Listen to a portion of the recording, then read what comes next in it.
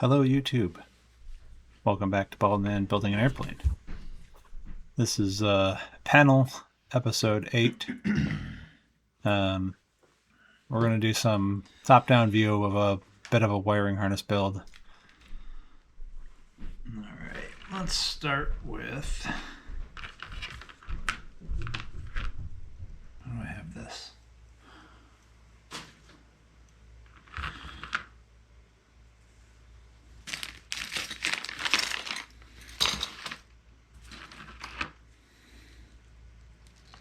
It's going to be our 3 connector.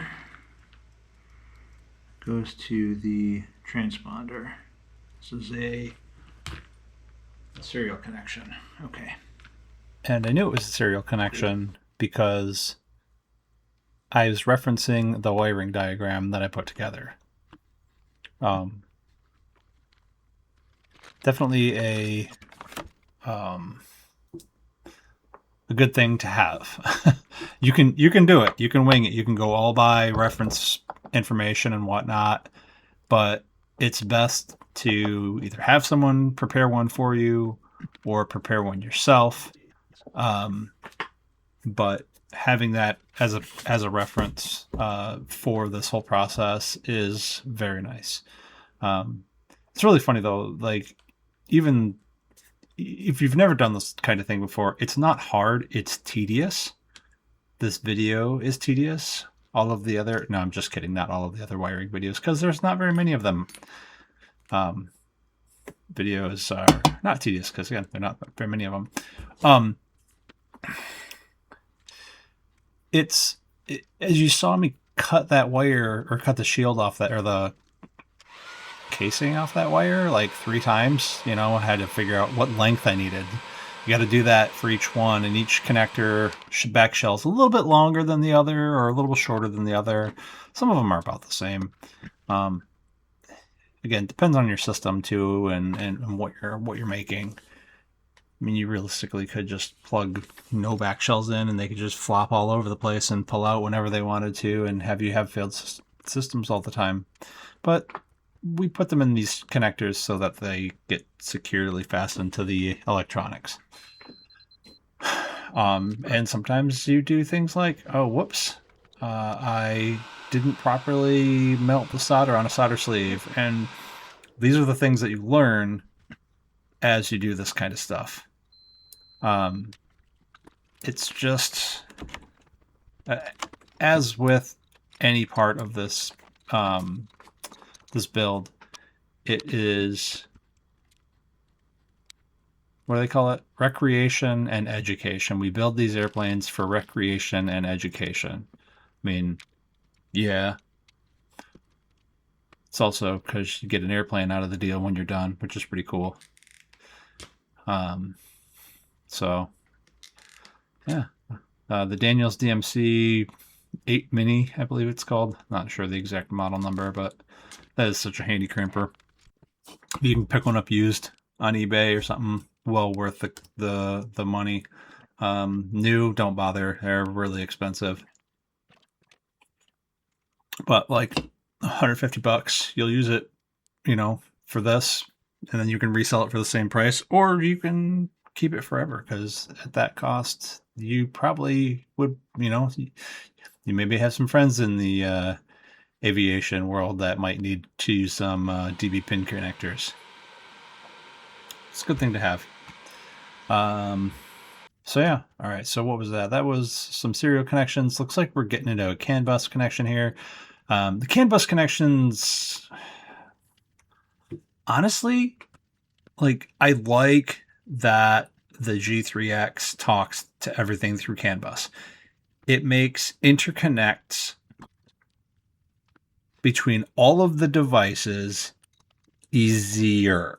However, this part right here, I don't like. The fact is, you have to pigtail in a CAN splice for everything, right? So every device gets this like soldered pigtail situation going on. And because of that, you have to have one continuous wire. So like the last of the soldering you'll have to do, like you have to know the distance between each of the CAN devices, and essentially you can't just run one to the next unless you're going to solder them all in situation inside of the plane, which is not likely going to happen. That is a tall order, okay? I mean, I guess maybe you could do, now that I said it, like a DB pin or a D sub pin on the pigtail, and then you just start the next CAN bus segment with the opposite D sub pin, and then that might actually work. I would do that on the next build. Okay. All right. So let's see here.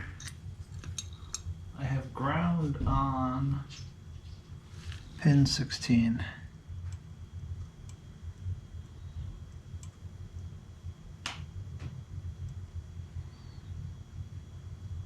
It's this one.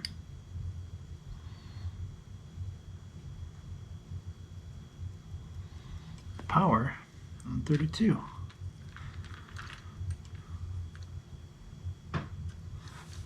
Double check. Power on 32. Okay. And once again, referencing my diagram to make sure that this is what it is. The diagram, also the Garmin documentation. Keep both handy.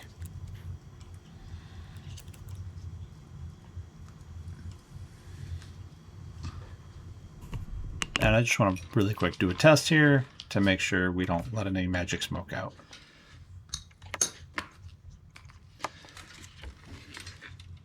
All right, so 16 and 32 here. Let's just do a quick check of just those two.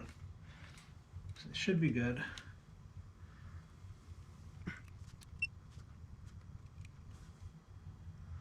Okay, we have power.